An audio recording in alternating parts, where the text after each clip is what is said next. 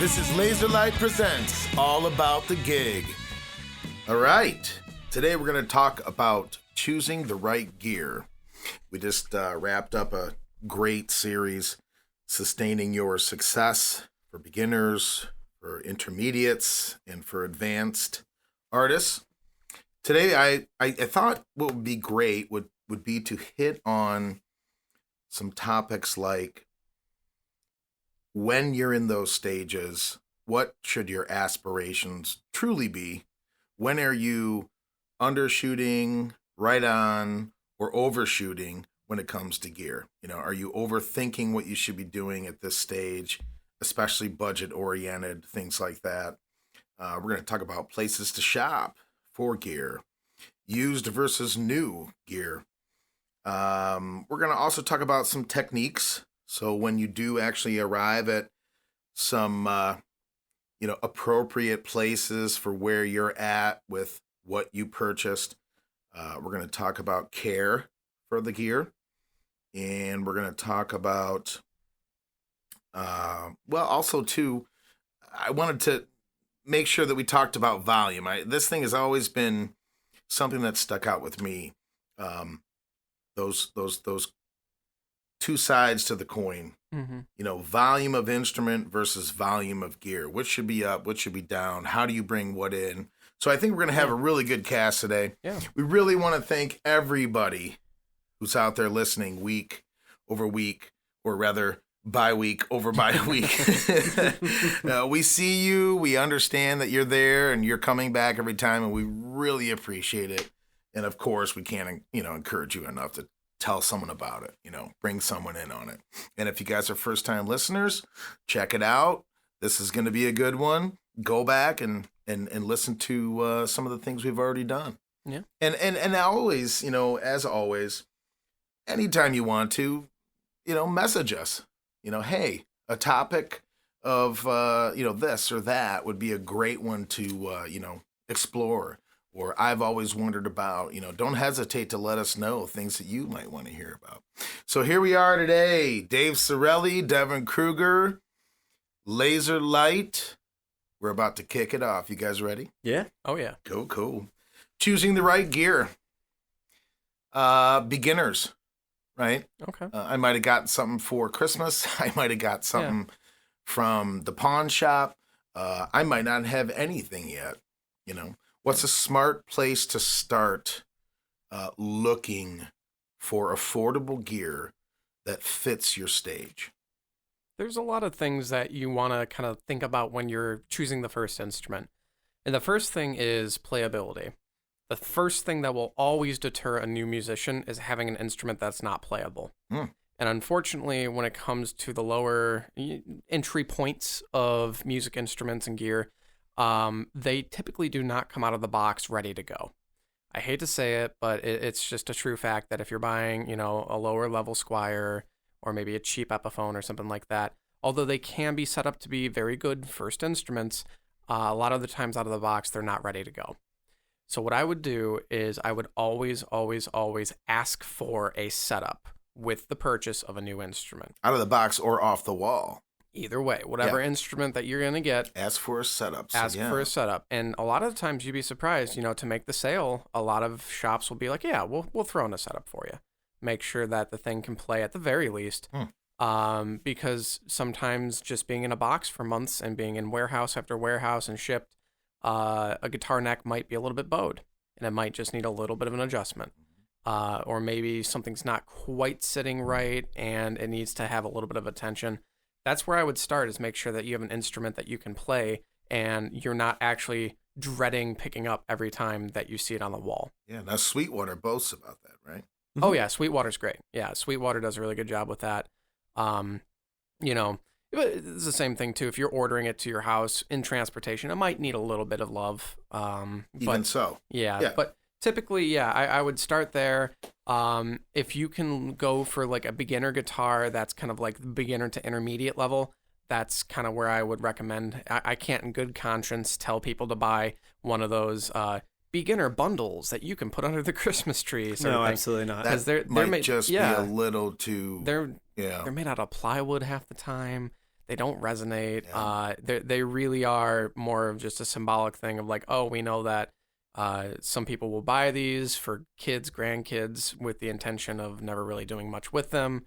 They're And purely there to be a instrument-like thing that fits the price point of mom, dad, and grandma when they're looking for things around Christmas. They're not meant to be good instruments, really. They're really meant to play the part of an instrument at a price point that parents and unknowing people would buy. Yeah, especially when, when you're in that moment, when you're trying to decide, where am I going? Am I going? Right?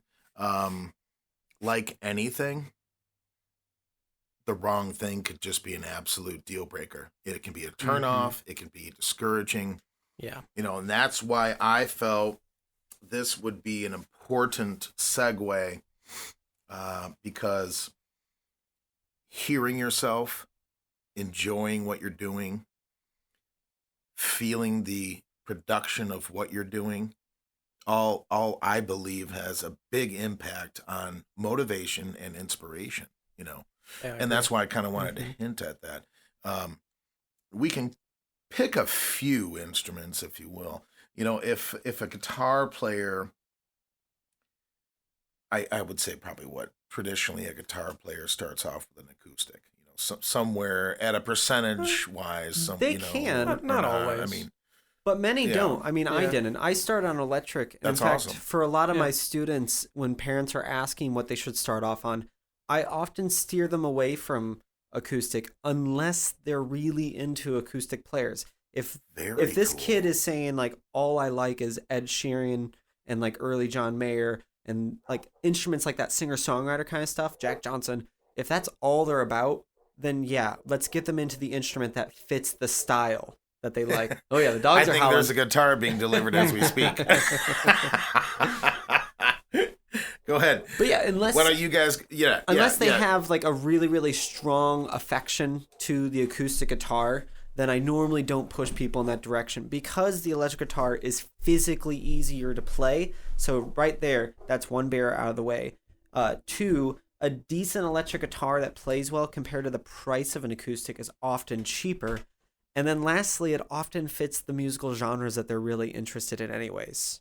Yeah, no, I totally agree with that. And going on what you were saying before, they are easier to play. So a lot of the times, if you have a younger student that this is their first foray into playing the guitar, it can be easier on the fingers. They can actually learn to work on the dexterity a little bit more so as they get, things under their fingers, which can be a little bit easier done with the electric versus the acoustic guitar. Absolutely. And if their favorite band is Green Day and not Jack Johnson, the idea is that the electric guitar is going to produce sounds closer to what they want the guitar to sound like sooner than the acoustic will. And when they can start hearing things come back at them in a way that represents what they want to sound like eventually, that's way more encouraging. Mm-hmm.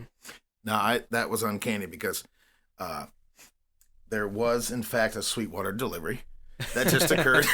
Well, awesome. And the Hounds, of Yeah. course, always announce that. Yeah. But it wasn't a guitar, or it wasn't specifically what we're really waiting for, which is our laptop slide, right? Oh, the lap steel, yeah. Yeah, the lap steel. But our strings are coming close to getting here. So, to that point, let's look at places to shop. Mm-hmm. Right? So, when you're thinking about these, where do I want to start? Again, that's a great point, because of the sound. What's the sound I want to start with? And what do I want to reproduce? Or what do I want to emulate? That's a big deterrent to, you could be coached totally wrong from the get-go. No one asks the question, what do you want to do? What do you want to sound like? What are your aspirations? And somebody just takes that stale approach to, well, this is how I started, so I'm going to recommend this is how you start. But once you can get past that and understand that you should be a bit, insisting on, no, this is what I'm after, and this is where I want to start, and I think it's perfectly fine to start there. What are some smart places to shop? What do you guys think? Well, I always recommend, even in today's day and age of online shopping, I am so very, very nervous to buy a guitar sight unseen. I want to play it, I want to feel it, I want to know what's going on, and I think that that should prevail to any level of musicianship, whether you're a beginner, advanced, anything. Because even if you are a beginner and you're not exactly sure what you're looking for, there's some basic things that you can figure out right off the beginning of like, hey, this guitar is like way heavier than this guitar. I like this lighter one, or I like this, or ooh, the way that this neck feels is different than the way this neck feels. So I always recommend finding a brick and mortar store that you can at least play the guitar before you buy it. It's the most important part, because even if you have 10 of the exact same guitar from the exact same brand, all 10 of them will feel different. And the likelihood is you will have a favorite amongst those. And as a beginning player, even if you can't say, I like this guitar better because of the neck, I like this guitar better because of the frets, I like this one better because of X reason, what I will say is probably apparent to the person picking up those instruments is they do know what the X factor is. And what I mean by that is, even when I first started playing guitar, I remember having guitars put in my lap or grabbing things and playing them and going, I have no idea what it is about it, but I love this guitar. I'm loving everything it's doing. And what's interesting is coming back to some of those instruments like 10 years later, and I still love them. The difference is before I just didn't know why. And I've, over the years, learned to discern what are the things that I appreciate, and now I can tactilely decide those ideas. Yeah. But back then, I had no idea. I just knew that there was an X factor, that when I picked up certain instruments, they just felt right. And you can do that right from the beginning. But in order to do that, you have to go to a brick and mortar store, and like a nice local shop with hopefully some people in there who might be knowledgeable. Hopefully, they can help you and push you around. And if they notice you're gravitating towards something, then hopefully they can push you in a direction to show you what else you could be trying out. And I would always say, if possible, do support your local businesses. These mom and pop music stores are becoming rarer and rarer to find. So try and support them if you can. Now, if you need something that literally has every guitar under the sun and you're within a 150-mile range of it, check out Sweetwater. That is a very, very good place to check out.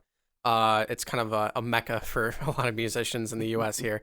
I know we have a few listeners overseas, so if you ever make it over to the States, go check out Sweetwater in Indiana. That's quite the store. And the Guitar Centers still are keeping up with supply and demand. I mean, for range. Being the fact that they don't have their warehouse directly tied into each and every branch, you don't necessarily get the full inventory that they can offer. That's the nice thing about Sweetwater, is that literally every single thing that they offer on their website is right there on location when you go to that store.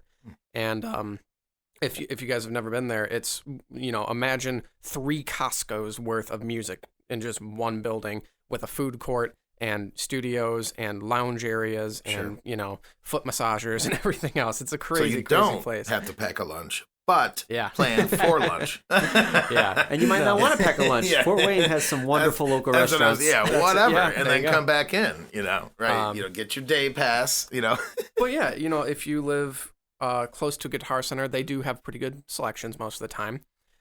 So I would recommend, maybe stopping in there too if you need something that has a lot of things to try out. But ultimately, if you have the choice between going to a local music shop versus something that's more corporatized, you're typically going to get more personable customer service from the smaller stores. And those people can be very, very knowledgeable, because it's their job to stay in business, to compete against these corporations by being nice people and knowing what they're talking about. Sure. And if you happen to be in the Toledo and or vicinity, head to Guitar Center Toledo, where Dave has lessons. Also, ask for Seth. He's the best. And then, Devin, where are you? You're at. I'm based at a Music Around. That's right. Yeah. See, now that which is another in line what Dave's saying. Local franchise, and they deal directly in used equipment. Which, whether you are a beginner or an advanced player, used equipment is often an area that we live in, especially with things like guitars and pedals and amps.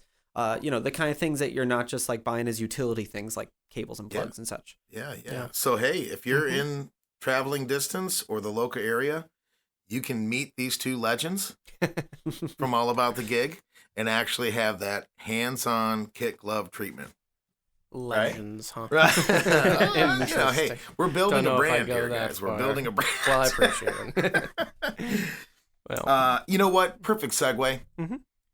Used versus new, and it's great that I love this topic myself. It's great because I'm often asked, all of these string instruments that are on the wall here. Did you buy this new? Did you buy this used? It's always a question. Yeah. And sometimes it's before, sometimes it's after Mm-hmm. a studio player or visiting artist has played it. yeah. Pros and cons. Pros and cons. Let's start with you, Devin, because I've heard Yeah. you talk about it many times, and you've made some exciting purchases in the last couple months, especially. Oh, yeah. Too. Got But one of them right next to me. Let's dabble in that because it'll circle back to what you were saying, Dave, about out of the box and off the wall. Sure, be yeah, leery. yeah. But Mhm. let's talk about where you've been and where you've gone and why. Yeah. Well, my first thing I'll say is there's very few opportunities where I buy new equipment. Those tend to be in my PA equipment is when I've been buying newer things. And that's only because the technology has really been helping into that. 20 years ago, I might have been less inclined to do so because empty speaker cabinets, which needed power amps, which would go in racks and stuff like that, that technology hadn't changed a lot in kind of a 20, 30 year span. It had gotten a little lighter and things had changed a bit, but basically it was a wooden box with a speaker and you paid for how good of that you could buy and afford with a power amp with as much power as you could afford. Nowadays with Class D power amplifiers and neodymium speakers and all these things and them getting lighter and smaller and louder for the compactness, and considering that most people can't afford to have as big of bands as they could have used to, it almost makes sense to go with the newest PA gear that you can affordably pick up and purchase because it just lends itself to people who don't have as much space to store it, as many people to carry it, and as many people to set it up and run it as well. Now, going back to actual instruments, though, instruments I've always done used, and there's a couple really big reasons for that. One is I don't want to buy any wooden instrument personally that's probably less than 10 years old.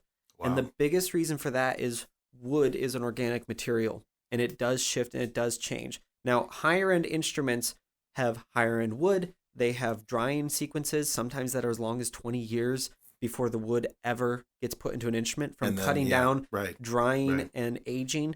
So some places do more work than others to try and get that wood to be stable. But the point is that once it's put on an instrument and everything's been done, you can kind of treat that first 10 years as to see what is that guitar going to settle into. And not just guitars, but any instrument that's made out of like wood, bass, string instruments, things like that. And the problem that a lot of people run into is they might get like an inexpensive Squire or something like that plays amazing when they buy it. And then 5 years down the road, the thing has a huge warp in the neck where only one side is raising and the other side isn't. So you can't do a simple truss rod adjustment to get that out of. You're better off replacing the neck, which at one point might be good. Maybe you bought a really cheap Squire that was a good price. And because you did a smart thing, which I think is when you're buying beginning instruments, is to buy bolt-on neck instruments, is because you can replace things as you go. You can get a $150 Strat copy, and then 2 years down the line, if that neck does warp, you could slap on a new one from another brand or even a Fender replacement one, and then you could get better pickups down the road, and you can kind of build it as you go. Other reason for used equipment, obviously affordability. It's more affordable. And that kind of goes in with a separate topic that we can talk about later, which is when you're doing music, and especially when you realize that, like, depending on what level you want to obtain, there's probably, honestly, thousands of dollars between you and where you want to end up, even for some pretty beginning stuff if you're trying to get a band together. And that could be a lot of money. So what you want to think about is your upgrade paths. So when I'm thinking, everyone, have your 2-year plan, Yeah. your 4-year plan. Yeah. so when you're doing that, if you're buying all new stuff, you're immediately losing money off the top of those things. Where if you buy things used at competitive prices and you kind of know what the market is roughly, or you have someone who can help you out with that, what you can do is say, for say $3,000 worth of equipment that you buy over a time, if every time you bought a piece of equipment and you needed a new thing, you had to sell it and get a new one, and you lost 50% of the value on that every time you sold it, you end up spending more like $4,500 by the time you get to that point. But if you always broke even on every piece of equipment that you traded in and traded up to, then you might find that you actually spent a little under $3,000 for that end product of equipment, or right on the mark. So as time goes on in your building, you want to think about the things I'm buying. Am I buying them for, a good market price? Are these things that hold their value well? Like, there's a lot of people out there who don't think that a Fender or Gibson is any better than some other brands, but they will still buy them because they know that this guitar might not be a lifer. I'm not going to keep this till I die and hand it to my kids. Like, I'm going to have fun with it for a couple years, and if something else catches my fancy, I'll flip it. And if I'm going to flip it, I'm going to stick with those brands because I know that it'll hold its value and I can trade it in and get what I got out of it. Yeah, heck yeah. Dave, you recently bought really cool bass, didn't you? Or no, talking about your upgrade paths. You were refabbing it. Yeah. I ripped that bass apart and redid the whole thing. So yeah, you bought it used. Yeah, I did buy it used. Okay. Way back, I bought it used. And then recently, I ripped the pickups out. I ripped the preamp out.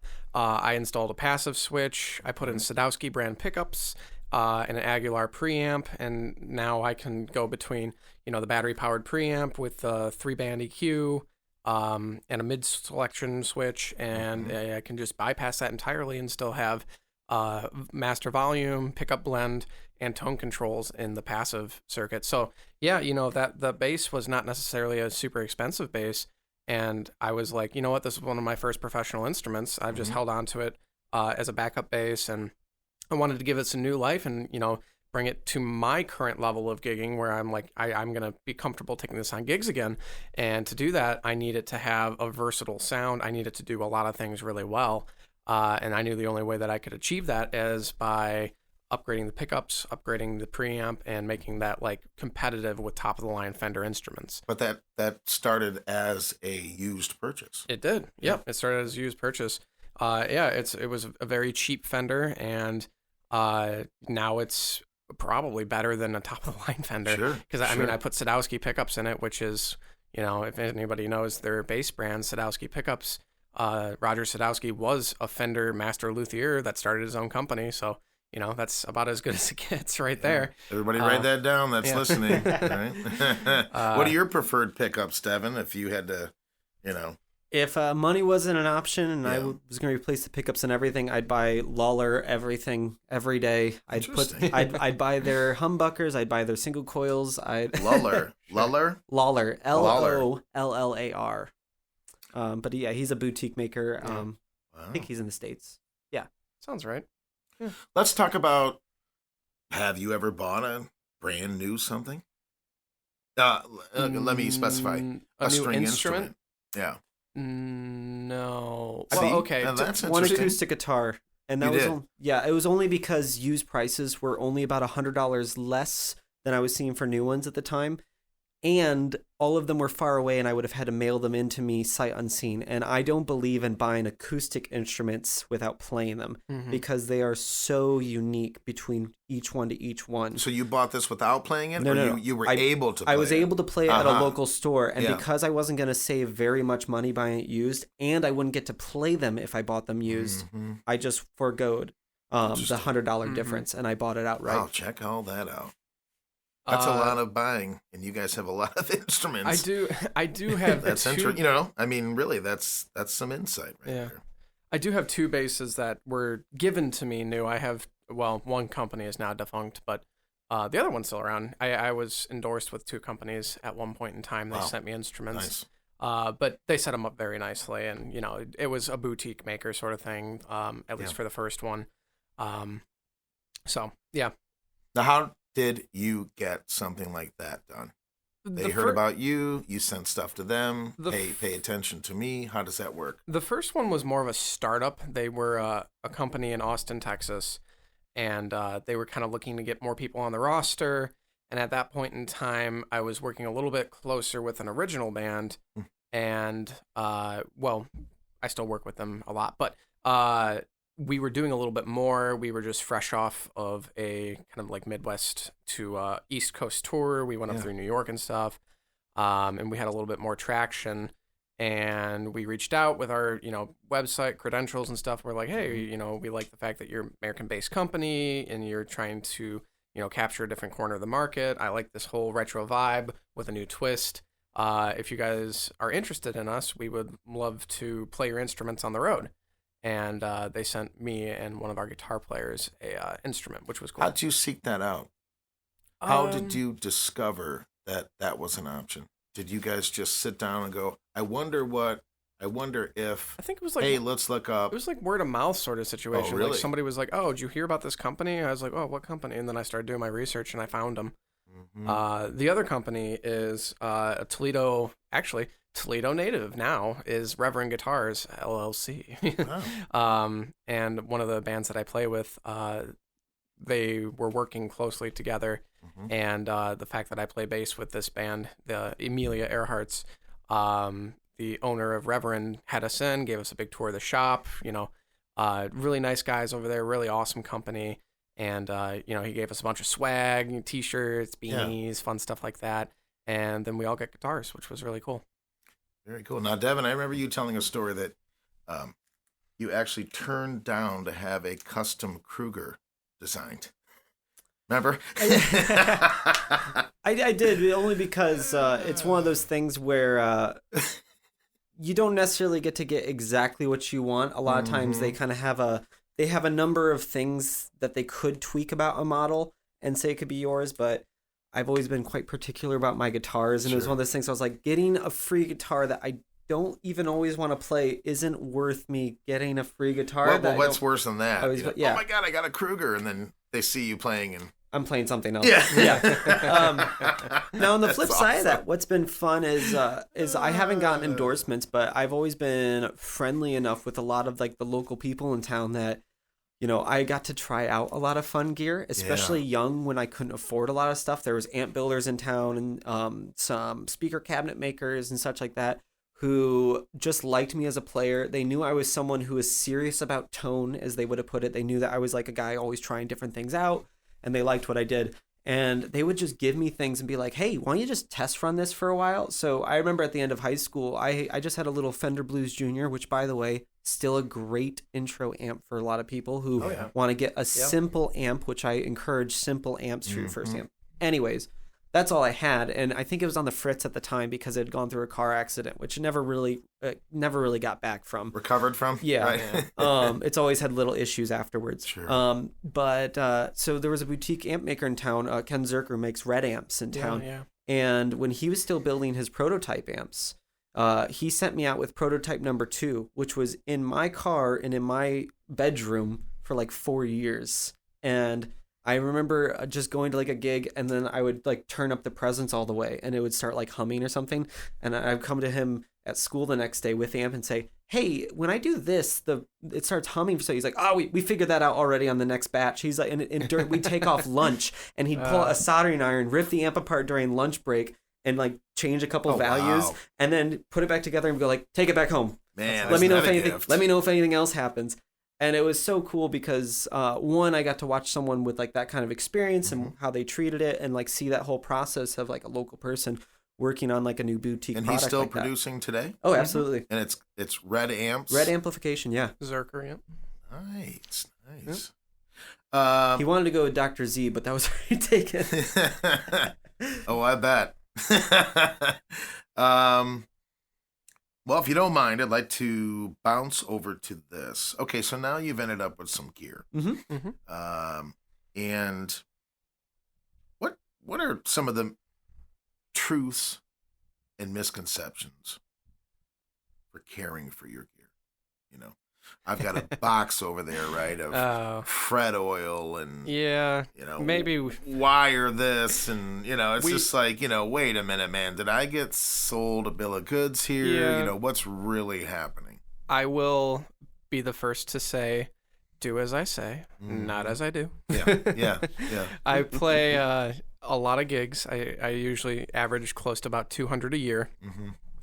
and I do not take good care of my gear sometimes. Now, when you're saying that, you mean string change or no, or I'm actually cleaning up I'm all pretty good the about that. acid Stuff from the hands, or, stuff that will impact the way my tone is presented, Ooh. or stuff that is going to make a big difference. I keep up on. So yeah, string changes, all that good stuff. The cardinal rule, I will say this is the rule that precedes every other rule, is have working gear. For the love of God, do not show up to a gig with cables that are shorting out and not have backups. Do not show up forgetting pieces of gear. Do not show up without a power adapter or an IEC cable or an extension cord or, oh, well, yeah, this usually works if I just jiggle it the right way. It's like, no. We don't have time for that. Not in the professional world. That's not cool. Or in the middle of a song. Ever. Yeah. So number one is the cardinal rule is your gear must work. I don't care what kind of gear you have. If it's a guitar, a cable, and an amplifier, that's it. It needs to work. So carrying means, in this case scenario, if it's not 100%, you're going to be gigging with it. Yeah, if it's not gig ready. No, if you're not beyond a caring shadow of a doubt, if you are somewhat worried that thing is not going to perform as intended, you need to bring it back up, 100%. Yeah. There were times when I was definitely more budget friendly, and I was just trying to get anything that worked, that did a job. But as time has gone on, and especially as the gigs have gotten higher end, and we're getting way more money, and there's way more pressure to not have anything interrupt that process. It's gotten to the point where gear nowadays to me means if it doesn't always work, it's just not an option. If I can't throw it in my car and let it get frozen, thawed out, 115 degrees, thawed out, back and forth, if I can't do all those things and then throw it on stage and plug it in and it works the first time, every time, I'm not interested in that product anymore. That's that's advanced level. So that's what I was going to say too. Is 4 or 5 things a week. I'm not pulling a Hendrix and throwing my guitar over my shoulder and hitting it with the stage. But the thing is, it needs to be able to stand up to what I consider standard professional abuse. Yeah. But circling back to what Devin was saying, all you beginners out there, everybody who's on a very strict budget, you have no budget, you're working with what you have, keep going out and doing it. Your best case when you're if you have a real serious budget, the best thing that you can do is never rush to buy anything.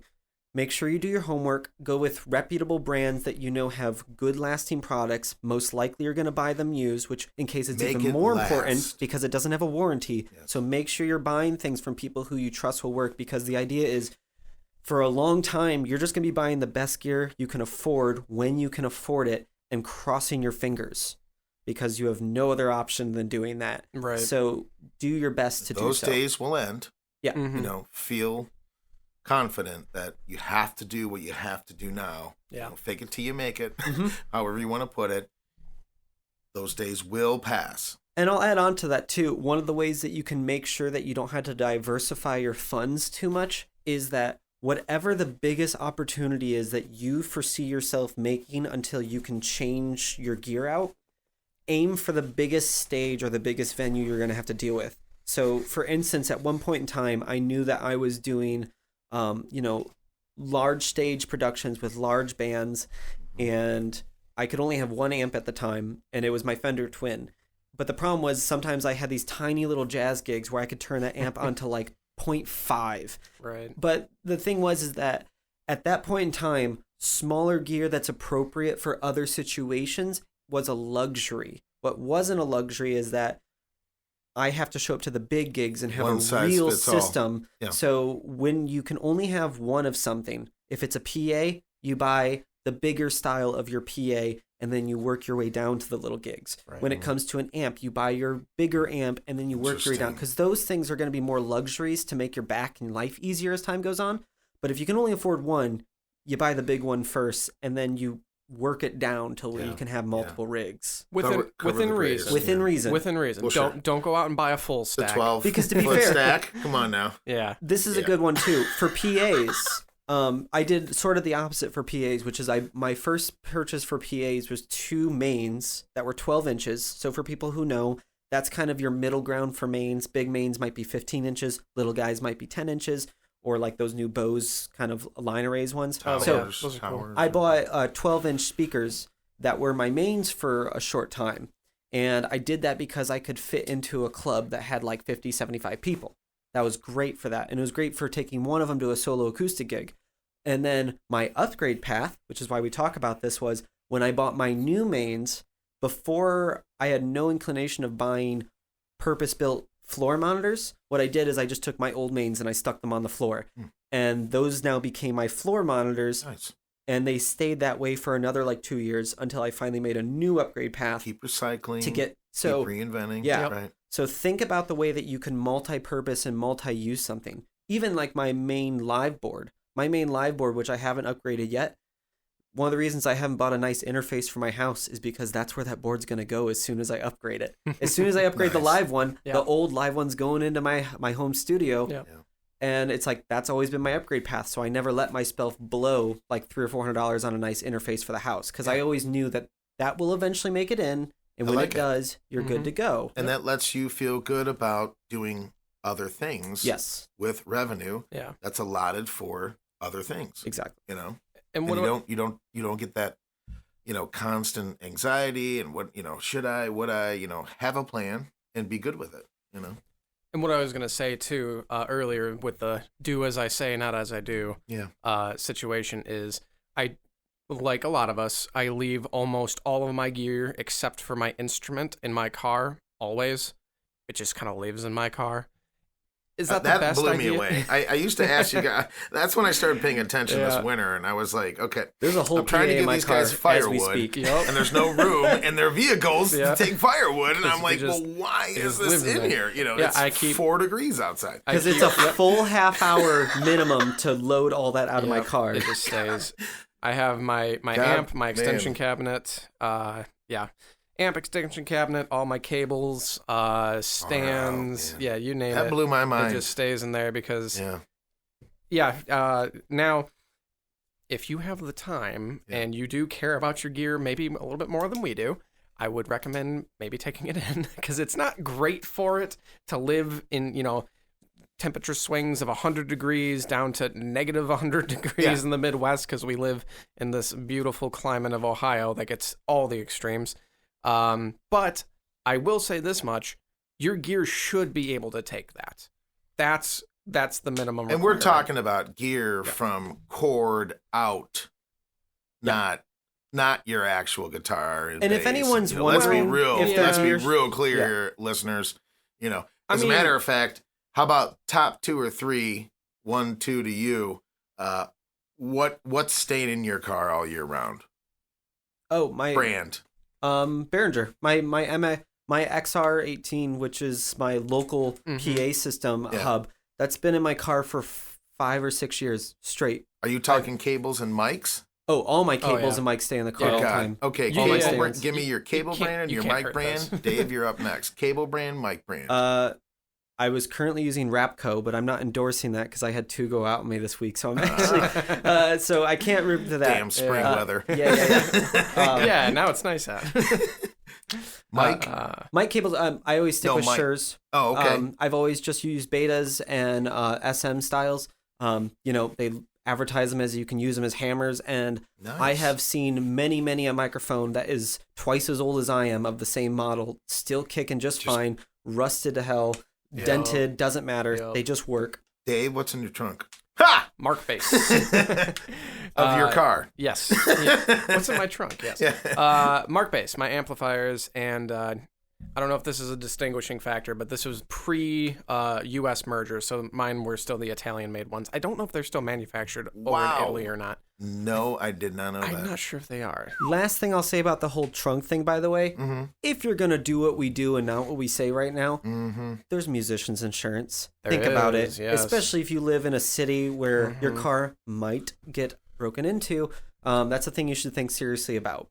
But what about weather causing breakdowns? I'll be honest, I've never thought about weather. I've always thought about someone breaking into my car. Theft. To be fair, most gear shouldn't have an issue with weather.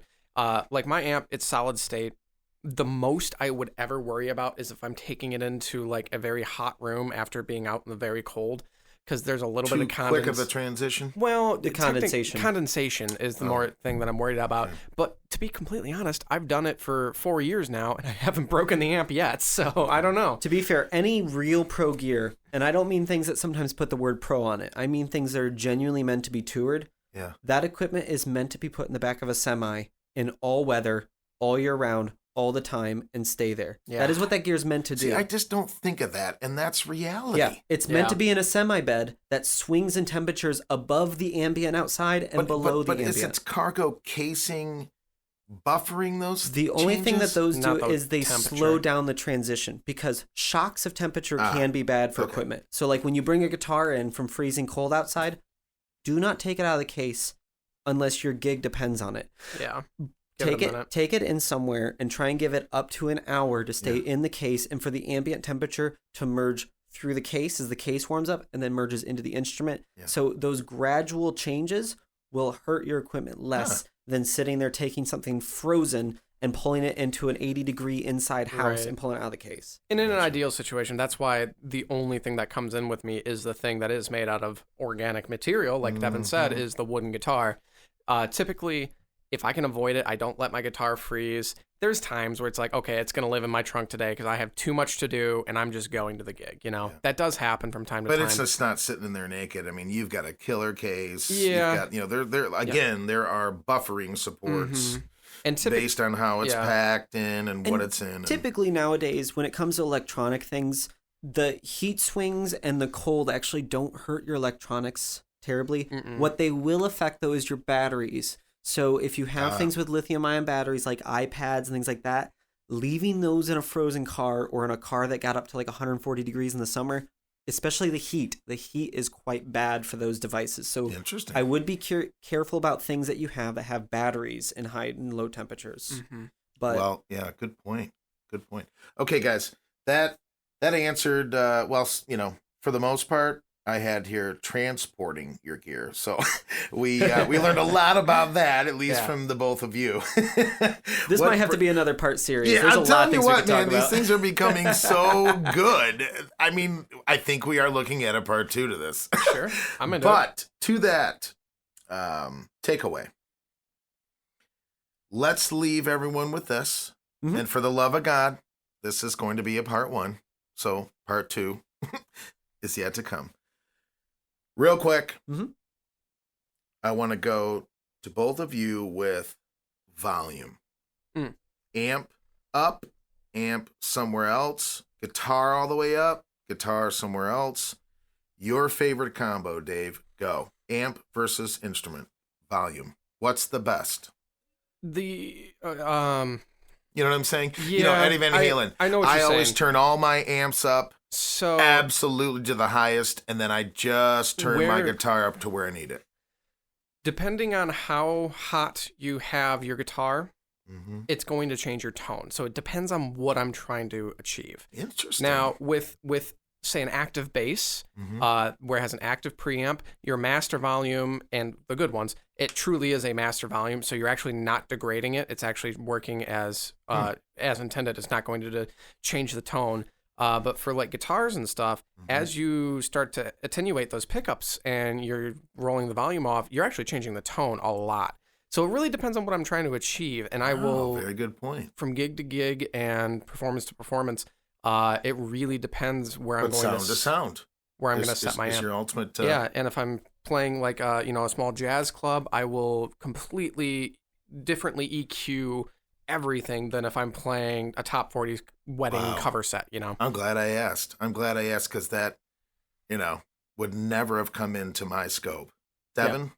Now, there's different trains of thoughts, but I'll just give what my train of thought is. Yeah. Which is I leave the amp a little hotter than I think it needs to be, and I also turn my guitar down quite a bit. So my volume is normally no longer above 10. I'm sorry, 10 is the top. Sure. It's no longer above 7. I treat 7 like it's my 10 normally. And the reason behind that is because it's always possible for your band to get to a point where you're just thinking, if I just had a little more, Yeah. then that's what I would need in this moment.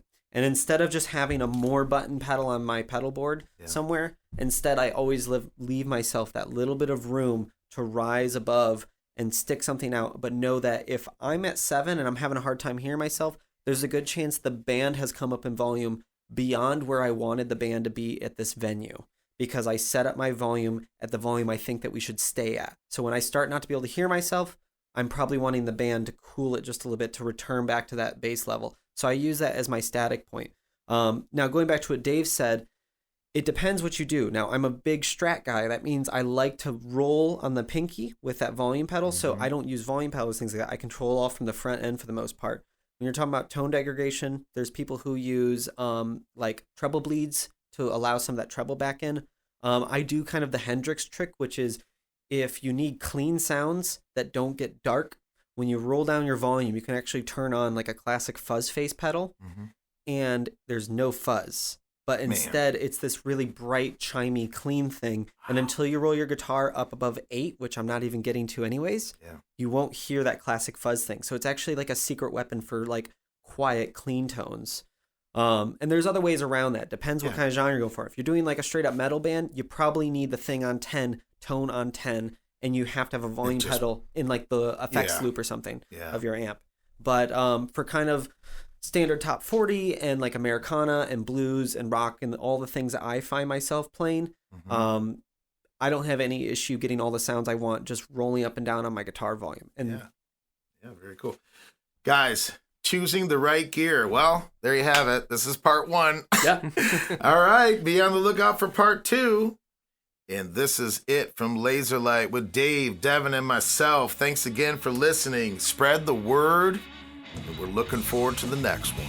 This has been Laserlight Presents All About the Gig.